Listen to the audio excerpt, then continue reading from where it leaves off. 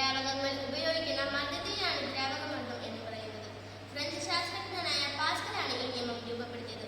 ഈ നിയമം അനുസരിച്ച് ഒരു അടച്ചുവെച്ച ദ്രാവകത്തിന്റെ പുറത്തു നിന്നും ഏതെങ്കിലും ഒരു ഭാഗത്തേക്ക് മർദ്ദം പ്രയോഗിച്ചാൽ അത് ശരീരത്തിലേക്ക്. ഈ നിയമത്തിന്റെ സാധ്യതകളെ പ്രയോജനപ്പെടുത്തി ഉപയോഗിക്കുന്ന ചില ഉപകരണങ്ങളാണ് hydraulic bridge, hydraulic Jack, hydraulic lift, hydraulic crane, hydraulic press. അടുത്തതായി ഞങ്ങളിവിടെ പറയാൻ പോകുന്നത് ഒരു ഹൈഡ്രോളിക് ബ്രിഡ്ജാണ്. ഹൈഡ്രോളിക് ബ്രിഡ്ജിനെ മൂവിംഗ് ബ്രിഡ്ജ് എന്ന് പറയുന്നു. ഇത് പാസ്കൽ നിയമം അനുസരിച്ചാണ് ഇത് പ്രവർത്തിപ്പിക്കുന്നത്.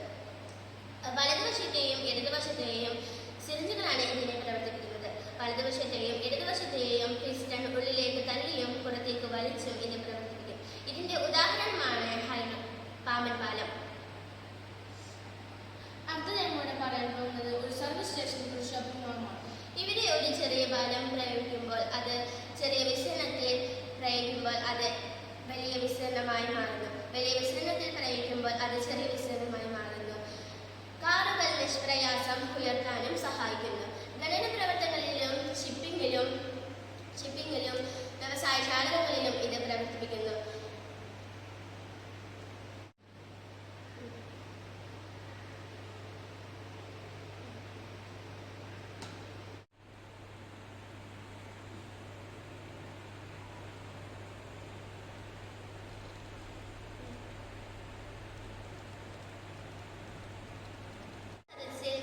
മുഖ്യമന്ത്രിയും മന്ത്രിമാരും സഞ്ചരിച്ച വാഹനത്തിൽ ഹൈഡ്രോളിക് ലിഫ്റ്റ് അടങ്ങിയിട്ടുണ്ട്.